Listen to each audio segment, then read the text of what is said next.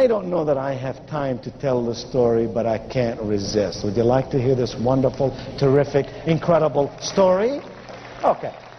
Well, you talked me into it, so I'll tell you the story.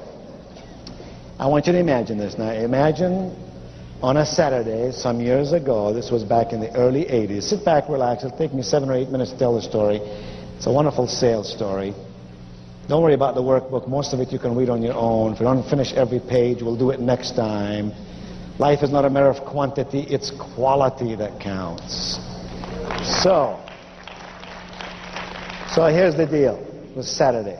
I had blue jeans on, t-shirt. Hard to imagine me with t-shirt and blue jeans, isn't it? I drove my car over from High Point, where I live, to a neighboring city called Greensboro, North Carolina. Well, good, then this story is going to mean something to you. I drove into a place called Pickard Imports, a car dealership that sells Mercedes and Volvos. I got out of my car, walked into the showroom. There were 7 salespeople there, all standing by the wall. Nobody bothered to talk to me except this one young salesperson. I could see all the other salespeople thinking to themselves, this young guy can't really figure out a good customer. He's obviously new. He's obviously inexperienced. And they were watching his activity. He came over to me and he said, hello, sir. How may I serve you today? I liked him already, because most people say, can I help you? No. Do I look like I need help? No, I don't need help, but serving, maybe I need something. I said, oh, well, I'm just looking around. He said, sir, let me just ask you a question. He said, sir, what model Mercedes do you own now?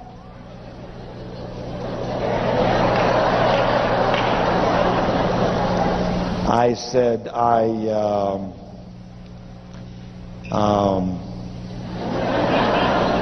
I ain't got one.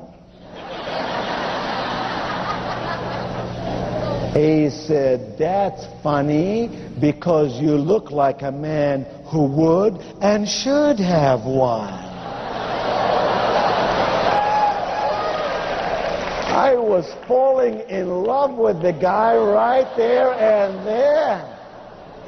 He took 27 minutes to show me every model on the floor, let me kick all the tires I wanted to kick, showed me a 7-minute video, told me why a Mercedes is a car of style. It's not ostentatious like maybe a Rolls Royce might be in the city in which I live, how Mercedes would last forever, how Mercedes would be a great write-off. In 83, 84, we could ride over 7 years and then get another one. And at the end I said, I thank you very much, and I began to leave. He looked at me with pad in one hand and pen in the other and said, sir, may I have your name, please? Wow. A guy with a pad and pen is expecting some stuff. You better give him the stuff. I said, sure, my name is Wayne. And watch to see what he's going to do. A dumb salesperson would say, mister, would you repeat it? I'd say, sure, my name is Wayne. A smart salesperson would say, what? Would you spell it for me, please? I said, sure. I couldn't have said, yeah, it's Q-U-B-E. He would then know that I am a foreigner, right? No. So I said, sure, it's Q-U-B as in boy, E-I.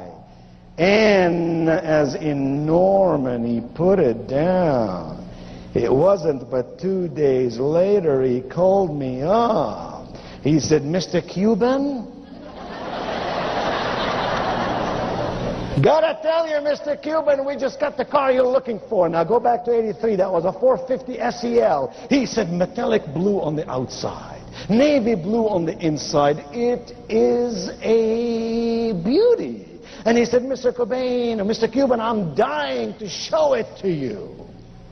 I said, dear friend, I'm a very busy man. I travel some 150 days a year around the world. I have no time to really come over and look at a car. He said, Mr. Cuban, just maybe I can bring the car over to you.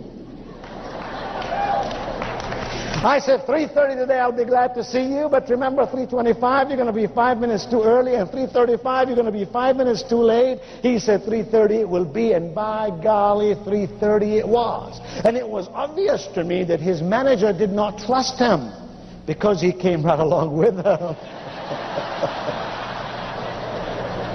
Showed me the car, let me drive it around the block. I fell in love with this machine, and I wasn't even going through midlife crisis. I took him to my office and I wrote him a check. In '83, that was $42,000. Same car today, $120,000. He picked up the money, he walked out of my office, he went into the lobby of my office. There were 4 secretaries there, strategically located, one in every corner. In a voice everyone could hear, he looked to me, he said, "Mr. Cobain, I admire you." I waved to all my secretaries to stop working, start taking some notes.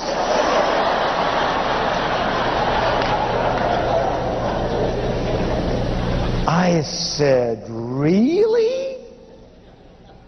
Why? I got time."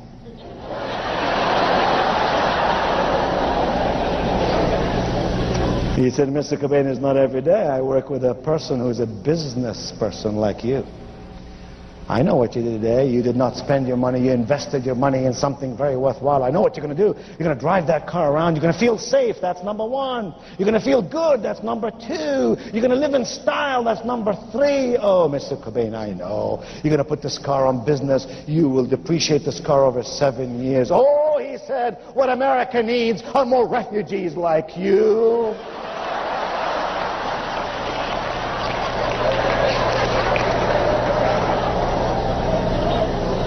I felt like giving the guy a $10,000 tip, you know what I'm saying? I said, "Oh, well, thank you very much. You honor me with your comments. I really appreciate it." He took 2 steps forward. He stopped. He looked back at me. Now everybody is sitting there taking notes. He said, "Mr. Cobain." He said, "Mr. Cobain, you know, when I work with a guy as smart as you, the least I can do is to be totally honest with you." I said, "Hey, I'm into honesty. Honesty, integrity, ethics. You're talking my language. What do you got on your mind?" He said, "Mr. Cobain, I feel badly about this because I really didn't tell you the whole story." I said, "The whole story is beginning to sound like Paul Harvey." I said, "What are you trying to tell me?" He said, "Well, you see," he said, "Mr. Cobain, I don't know how to tell you this, but this car comes in a set."